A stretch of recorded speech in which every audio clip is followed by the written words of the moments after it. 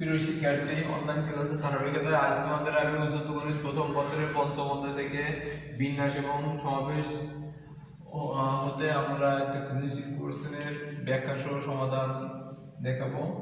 আমরা প্রথম প্রশ্নটা একটু পড়ি। দেখো, আমাদের একটু উদ্দীপক দেওয়া আছে। সেখানে প্রথম প্রশ্নটা আছে একটি দশভুজের কর্ণের সংখ্যা নির্ণয় করো। এর কৌণিক বিন্দুগুলো দ্বারা কত সংখ্যক ত্রিভুজ গঠন করা যায়। তাহলে আমাদের দশভুজ আগে বুঝতে হবে। দশ মানে 10, ভুজ মানে বাহু, 10টা বাহু আছে। যেমন ত্রিভুজের 3টি বাহু এ বি সি। দেখো এ বি সি। চতুর্ভুজের 4টি বাহু এ বি সি ডি, 4টি বাহু। আর কি শব্দ পাইছি আমরা? কর্ণ পাইছি। কোনায় কোনায় যোগ করলে হয় কর্ণ। আর পাইছি কি? কৌণিক বিন্দু পাইছি। তাহলে আগে কৌণিক বিন্দুটা শিখতে হবে, এরপরে কর্ণটা জানতে হবে আমাদের। তাহলে এই যে একটা কৌণিক বিন্দু, এই যে একটা কৌণিক বিন্দু, এই যে একটা কৌণিক বিন্দু, মানে কয়টা কোণা থাকে এটা হচ্ছে কৌণিক বিন্দু। তাহলে চতুর্ভুজের কোণা কয়টা? 1 2 3 4টা। আমরা সহজ ভাষায় যেটা বলি, তাহলে আমরা যখন আমরা গাণিতিক ভাবে বলবো সুন্দর করে, তখন আমরা বলবো কৌণিক বিন্দু। তাহলে ত্রিভুজের কৌণিক বিন্দু কয়টা? 1 2 3টা। চতুর্ভুজের কয়টা? 1 2 3 4টা। আমি যে একটা পঞ্চভুজ আঁকি, দেখো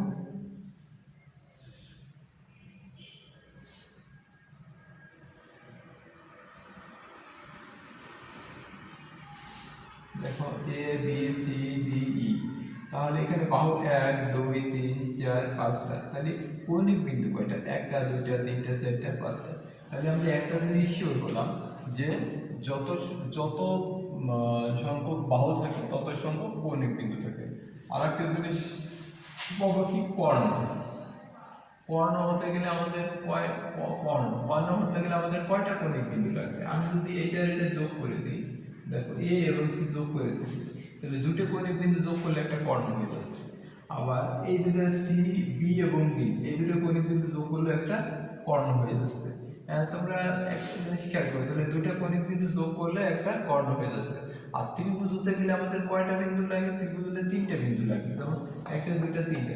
ত্রিভুজ আমি যদি এইটাকে যোগ করি, তাহলে এটা একটা ত্রিভুজ হতে পারে। তাহলে তিনটা কৌণিক বিন্দু লাগবে আমাদের একটা ত্রিভুজ হতে গেলে। তাহলে আমাদের এখানে দেখো, একটি দশভুজের 10টি কৌণিক বিন্দু হতে আমরা 2টি কৌণিক বিন্দু, এখানে বলছে যে দশভুজ, তাহলে দশভুজের আমাদের বাহু কয়টা হবে? 10টা। আর কৌণিক বিন্দু কয়টা হবে? 10টা। তাহলে এর কর্ণের সংখ্যা কয়টা হবে? তাহলে আমরা 10টা কৌণিক বিন্দু থেকে 2টা কৌণিক বিন্দু নিলে আমরা একটা কর্ণ পেতে পারি। কিন্তু এখানে আবার কথা আছে, ত্রিভুজের যে 3টে বাহু, যে পার্শ্বরেখা বলি বা বাহু বলি, ত্রিভুজের যে 3টে বাহু, এই বাহুগুলো কিন্তু কর্ণ না। চতুর্ভুজের যে 4টে বাহু, এই 4টে বাহু কর্ণ না। পঞ্চভুজের 5টা বাহু, এই 5টা বাহু কর্ণ না। সেজন্য আমরা লিখে দেখো, একটি দশভুজের 10টি কৌণিক বিন্দু হতে, তোমরা আশা করি বুঝছো যে এখানে যতগুলো বাহু থাকবে ততগুলো কৌণিক বিন্দু। তাহলে দশভুজের 10টি কৌণিক বিন্দু, তাহলে 10টি কৌণিক বিন্দু হতে আমরা 2টি কৌণিক বিন্দু নেব। যেহেতু এটা কর্ণ হতে 2টি কৌণিক বিন্দু লাগে, তাহলে 2টি কৌণিক বিন্দু নিলে আমরা 10 কম্বিনেশন 2। আর তোমরা একটু ক্যালকুলেটরে দেখতে পারো, স্ক্রিনে তোমরা একটু দেখো, আশা করি তোমরা দেখতে পারবো এটা। তার আমরা 10 লিখবো। এখানে দেখো এই ক্যালকুলেটারে এখানে ভাগের উপরে এন সি আর আছে, তো কম্বিনেশন চিহ্ন। তাহলে এখানে শিফট দেবো, দেখো শিফটের কালার। তারপরে আমরা কি করব, যে ভাগের সব দেবো, এরপরে এসে কত 2। দেখবো আমরা এখানে কত পাচ্ছি, 45 পাচ্ছি। তাহলে আমরা লিখলাম 45। তাহলে এতটি রেখা পাওয়া গেল। এই রেখাগুলোই কি কর্ণ? তা না। তার মধ্যে কেন কর্ণ না রেখাগুলো? এই 10টা দশভুজের যে 10টা যে রেখা, মানে পার্শ্বরেখা বলি বা 10টা যে বাহু বলি, এই বাহুগুলো কর্ণ না। এই জন্য লিখছি যার মধ্যে 10টি রেখা দশভুজের বাহু, এগুলো কিন্তু কর্ণ। তাহলে দশভুজের কর্ণের সংখ্যা কত হবে? এই যে 45 - 10, তাহলে কত 35। আবার দশভুজের 10টি কৌণিক বিন্দু হতে 3টি বিন্দু নিয়ে গঠিত ত্রিভুজ। আমরা জানি ত্রিভুজ হতে গেলে কৌণিক বিন্দু লাগবে 3টা। তাহলে আমাদের কৌণিক বিন্দু, দশভুজের কৌণিক বিন্দু কয়টা আছে? 10টা। তাহলে আমরা ওখান থেকে 3টি কৌণিক বিন্দু নেব। তাহলে 10 কম্বিনেশন কত নিব? 3 নিব। তাহলে কয়টা হবে? 120টা। আশা করি তোমরা অঙ্কটা বুঝছো। আমরা এরকম ভাবে যদি আরেকটা অঙ্ক সলভ করি, যদি বলি আমি এখানে দশভুজ না বলে আমি যদি বলতাম যে ষড়ভুজ বা 12 বাহুবিশিষ্ট বহুভুজ, তখন কত হতো? আমরা 10 থেকে যদি 12 হতো তাহলে আমাদের কি কি চেঞ্জ হতো? তাহলে আমাদের হতো 12 কম্বিনেশন 2, আমরা ক্যালকুলেটর বের করতাম কত হতো, এর মধ্যে মাইনাস কত হতো, -12, এত সংখ্যক হতো কর্ণ। এটা হলো কর্ণের সংখ্যা, কর্ণের সংখ্যা পেতাম। আর আমাদের ত্রিভুজের সংখ্যা কত পেতাম? 12 কম্বিনেশন 3। আশা করি তোমরা এইভাবে যত দশভুজক, পঞ্চভুজক, ষড়ভুজক বা এই সংখ্যক বাহুবিশিষ্ট বহুভুজক এগুলো তোমরা পারবা।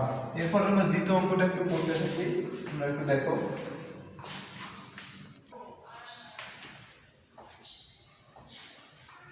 শিক্ষার্থী বন্ধুরা, তোমরা দ্বিতীয় অঙ্কটা খেয়াল করো। দ্বিতীয় অঙ্কটা আমি একটু করে রাখছি।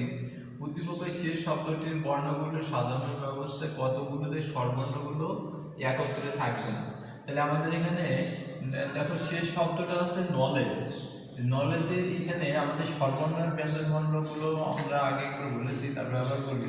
স্বরবর্ণ হচ্ছে এ, ই, আই, ও, ইউ, এইটা হচ্ছে স্বরবর্ণ। আর যা বাকিগুলো সেগুলো হচ্ছে ব্যঞ্জনবর্ণ। এই হিসেবে আমরা এখানে যদি আমরা স্বরবর্ণ ধরি তাহলে আমাদের নলেজের স্বরবর্ণ দাঁড়ায় কয়টা? যেমন ও স্বরবর্ণ, তারপরে ই, তারপরে ই, 1 2 3, তিনটা স্বরবর্ণ আছে। তাহলে আমি লিখছি শব্দটিতে মোট বর্ণ আছে 9টি। দেখো কোণে দেখো 1 2 3 4 5 6 7 8 9টা, মোট 9টি আছে। যার মধ্যে আবার দেখো একাধিকবার আছে, যেমন কে একটাই আছে, এন একটা, ও একটাই আছে, ডব্লিউ একটা আছে, এল একটা, ই কিন্তু দুইটা আছে, ডি একটা, জি একটা। এই জন্য আমি লিখছি যে মোট বর্ণ আছে 9টি, যার মধ্যে 2টি ই এবং বাকিগুলো ভিন্ন ভিন্ন। বাকিগুলো ভিন্ন ভিন্ন মানে কি? আর একাধিকবার নেই, ভিন্ন ভিন্ন। তাহলে মোট বিন্যাস সংখ্যা কয়টা? আমাদের এই নলেজ এই শব্দটা দ্বারা আমাদের মোট বিন্যাস সংখ্যা হবে ফ্যাক্টরিয়াল 9 ভাগ হচ্ছে 2 ফ্যাক্টরিয়াল। এটা আমরা প্রথম ক্লাসে শিখেছিলাম। আবার দেখো এখানে এটা হচ্ছে এই নলেজ শব্দটির বিন্যাস সংখ্যা। যদি শুধু বলতো যে নলেজ শব্দটির বিন্যাস সংখ্যা নির্ণয় করো, তখন তোমরা এইটাই অ্যান্সার লিখতাম। তাহলে আমরা এটা কিভাবে লিখবো? আমরা 9 ফ্যাক্টরিয়ালকে 2 ফ্যাক্টরিয়াল দ্বারা ভাগ করব। আশা করি তোমরা পারবা। তারপরে আমি আবার একটু দেখাচ্ছি। দেখো 9 ফ্যাক্টরিয়াল আমরা এখানে তোমরা আশা করি দেখতে পারবা।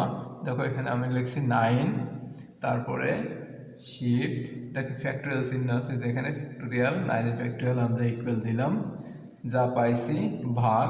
আমরা জানি 2 ফ্যাক্টরিয়াল মানে 2, তাহলে 2 দ্বারা ভাগ করলে কিন্তু হয়ে যায় এটা, অথবা 2 ফ্যাক্টরিয়াল ভাগ দেখানো যেতে পারে। তাহলে আমরা কত পাইলাম? দেখো 181440 এটা পেলাম। আবার শব্দটিতে বর্ণ স্বরবর্ণ আছে আমাদের কয়টা? আমরা আগেই দেখছি ও আছে, ই আছে, ই আছে, মোট 3টা স্বরবর্ণ আছে, যার মধ্যে 2টা আছে ই। তাহলে স্বরবর্ণগুলোকে একত্রে রেখে আমি যদি এই 3টা জিনিসকে দেখো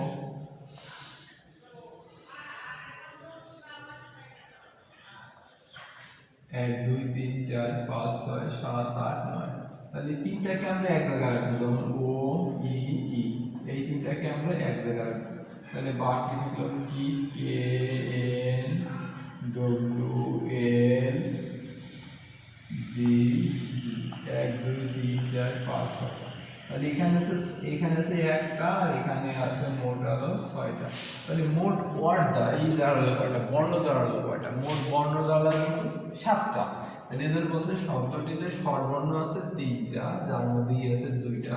তাহলে স্বরবর্ণগুলোকে একত্রে রেখে বিন্যাস সংখ্যা আমরা যদি নির্ণয় করি তাহলে আমরা ফ্যাক্টরিয়াল 7 পেতাম। কিন্তু এই যে ও, ই এবং ই, এই যে 3টা বর্ণ, এরা আবার নিজেদের মধ্যে বিন্যস্ত হতে পারে। কিভাবে বিন্যস্ত হতে পারে? যেমন এই প্যাটার্নে আছে, ওটা না থেকে মনে করো ই থাকলো, তারপরে ও থাকলো, তারপরে ই থাকলো, এই যে এই প্যাটার্নে হতে পারে, আর প্যাটার্ন হতে পারে। এরকম কতভাবে হতে পারে? এরকম 3 ভাবে হতে পারে। যেমন ও আছে প্রথমে, আবার মাঝে, আবার শেষেও থেকে গেল, যেমন ই ই ও এভাবে থেকে গেল। তাহলে আমরা লিখতে পারি কত, তিনটা জিনিস নিজেদের মধ্যে 3 ফ্যাক্টরিয়াল ভাবে সাজানো যায়। কিন্তু যেহেতু তিনটা জিনিসের মধ্যে আবার দুটি একই মিল আছে, তাহলে বা 2 ফ্যাক্টরিয়াল। তাহলে আমরা যদি ক্যালকুলেশন করি তাহলে এখানে পাবেন 3 ফ্যাক্টরিয়াল মানে 3 গুণ 2 ফ্যাক্টরিয়াল, আর এখানে পাবেন হচ্ছে 2 ফ্যাক্টরিয়াল, অর্থাৎ এখানে 3 থাকে। অর্থাৎ 7 এর ফ্যাক্টরিয়ালকে 3 দ্বারা গুণ করলে আমরা এটা পেয়ে যাই। এটা হচ্ছে স্বরবর্ণগুলোকে আমরা এক স্থানে রেখে আমরা এতভাবে এই শব্দটিকে, নলের শব্দটিকে বিন্যস্ত করতে পারি। তোমরা একটু খেয়াল করে দেখতে পারো।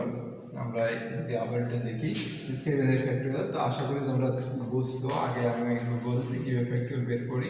7 এর ফ্যাক্টরিয়াল আমরা গুণ দেবো 3, 7 এর ফ্যাক্টরিয়াল গুণ দেবো 3 ভাগ, আবার দেখি 7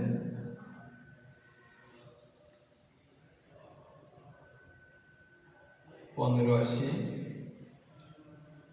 গুণ 3 গুণ 3, তাহলে আছে 15,120। আমরা এটা পেলাম। এটা হচ্ছে আমাদের স্বরবর্ণগুলোকে একত্রে রেখে।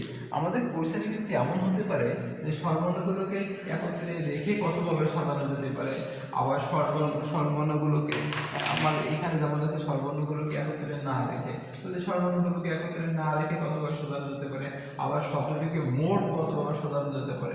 তাহলে এর পরের লাইনটা কিন্তু আমাদের খুব ইজি হবে, যে আমাদের মোট সাজাইতে পারি আছে এত এত হবে, আর স্বরবর্ণগুলোকে একত্রে রেখে সাজাইতে পারি এত সংখ্যক উপায়। তাহলে আমাদের স্বরবর্ণগুলোকে একত্রে না রেখে কতভাবে সাজাতে পারে, এইটা মাইনাস এইটা। তাহলে আমরা একবার লিখি, অতএব স্বরবর্ণগুলোকে একত্রে, দেখো অতএব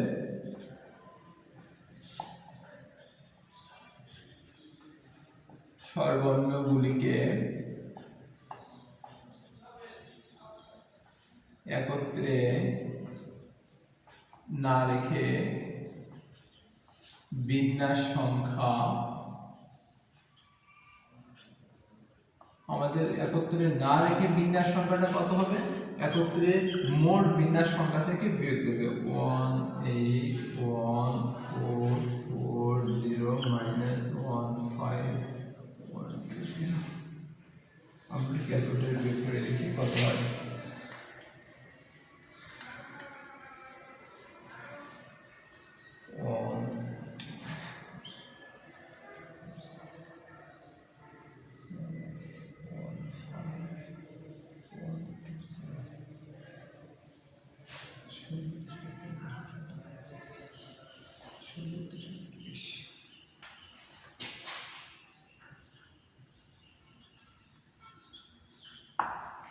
এইটা আমরা পাবো।